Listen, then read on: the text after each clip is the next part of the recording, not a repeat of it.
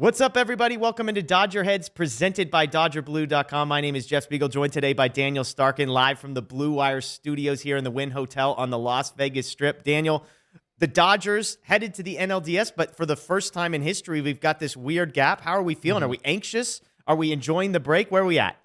I'd say kind of bored, honestly. I feel like we haven't watched truly meaningful baseball in a few months now. The Dodgers have had a huge division lead, which we're going to get into. Pretty much, since June on. Yeah. So I'm excited for the playoffs to get started, but like you said, we still got a week here. I'll be watching all the wild card series, obviously, specifically the Mets Padres. But yeah, I'm just kind of bored. And I feel like the Dodgers players were kind of in the same boat the last few weeks. A lot of people wanted to complain that they weren't, they lost a couple games to the Rockies or whatever. But at the end of the day, they're just trying to get healthy to the postseason, and luckily, for the most part, they were able to do that. And now we're just kind of in wait mode. Yeah, somebody used the phrase "hurry up and wait." That's what it feels like. It's the rush to the end of the season, and then all of a sudden, it's okay, now we get a week off. Well, here's what I want to talk about today. I want to ask you a question that's a massive question, which is this the greatest Dodgers team we've ever seen? And obviously, as we sit here today, we don't know how this story ends. We don't know what happens in the World Series. If this team does or does not, we'll go a long way towards answering that question. So we'll take a half step back and ask, is this the greatest regular season Dodgers team we've ever seen? And so bear with me for a few moments. I want to rattle off some numbers and stats, give you some historical context, because some of what I'm about to tell you, forewarning, is going to sort of blow your mind. Okay, so the Dodgers win 111 games. That's 5 more than they've ever won before. They set the franchise record for win percentage in a full-length season. 111 wins, that's tied for the 4th most wins in Major League Baseball history. It's the most in the National League since 1906. Okay? They're 22 games up in the division. They have a run differential of 334. That mark is the fifth highest mark since 1900. The teams that are ahead of them, none of them have played since 1939. Some more stats. 2nd most runs since 1955 in franchise history. 2019, the only time that's been more. Their 513 runs allowed is the fewest in a 162-game season since 1968. 22-game lead in the division. That's the NL West record that breaks the record they set back in 2019. They're the 7th team since 1900 to lead Major League Baseball in runs scored and runs allowed. They're only the 2nd to do that in the last 78 years. I'm going to keep going. They led the NL in both runs scored and runs allowed for 5 consecutive years. Wow. Sarah Langs gave us this one. That's the longest streak in MLB history, breaking a tie with the 1930s Yankees. Again from Sarah Langs. Most wins in a 2-year span since 1907. The Dodgers. Most wins by multiple runs in a season in MLB history. The Dodgers. They're going to have a guy finish 2nd in the Cy Young voting. They're going to have 1 top 5 MVP voter. They've got 3 of the top 9 in wins above replacement in the National League. If you want to talk ERA, if you drop the minimum number of innings to 120, they have the number 1 ERA, the number 2 ERA, and the number 3 ERA. Oh, and the number 8 ERA in the National League. One more for you. If you drop that to 40 innings to talk some relievers, they have the number 1 relief pitcher. They have number 12. They have number 20. They have 4 starters in the top 24 of that as well. I could go on. I won't. That's a lot. That's a complete word vomit. I get it. But every single one of those, to me, felt like I couldn't leave them out. So what are your thoughts on all of that?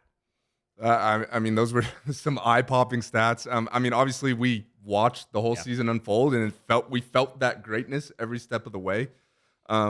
So yeah, it's hard to say they're not the greatest regular season team ever. And you gave the historical context. I also think part of what made this team so great is how much better they are than every other team this year as well. I got a couple stats as well. And there you go. I know I'm not a stats guy. I wrote a few down here, but the Dodgers scored 40 more runs than any other team in baseball. Their OPS was 14 points higher than any other team.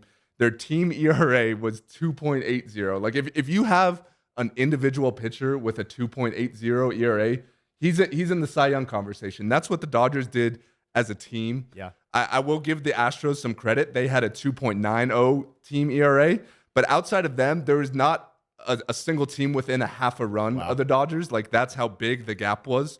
And also, I don't know how many college baseball fans out there, but for me personally, whenever you see a great college baseball team and you look at the stats, it looks like video game numbers, specifically the starting rotation. Yeah. And I know people don't care about wins necessarily, and I know ERA is the most basic, but just reading off the record and ERA of some of the Dodgers pitchers, Julio Urias, 17-7 with a 2.16. Tyler Anderson, 15-5 with a 2.57. Clayton Kershaw, 12-3 with a 2.28. Tony Gonsolin, 16-1 with a 2.14. And then out of the bullpen, you got Evan Phillips, who had a 1.14 ERA. Alex Vesia had a 2.15. Yency Almonte had a 1.02 ERA. Like, the stats are just insane, like beyond video game numbers.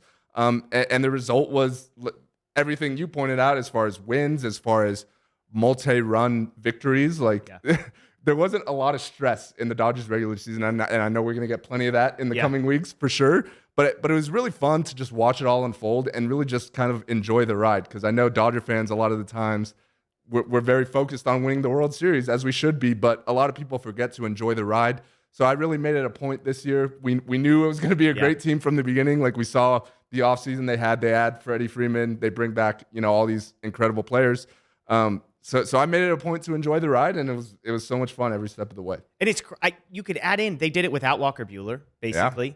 They did it without Blake Trinan. They did it without Daniel Hudson. I mean, the number one pitcher coming into the season was a non-factor. The top two relievers coming into the season, non-factors. The number 3 reliever was Craig Kimbrell, who might get left off the postseason roster, and yet they still were this successful. That one, they've led the National League in runs scored and runs allowed 5 consecutive years. Insane. Like, it's insane to do that once. To do it 5 times is absolutely crazy. Now, what's interesting, and we'll sort of land the plane here, on the offensive side, when we talk about greatest teams, a lot of it is the memories and who are we going to remember from this team.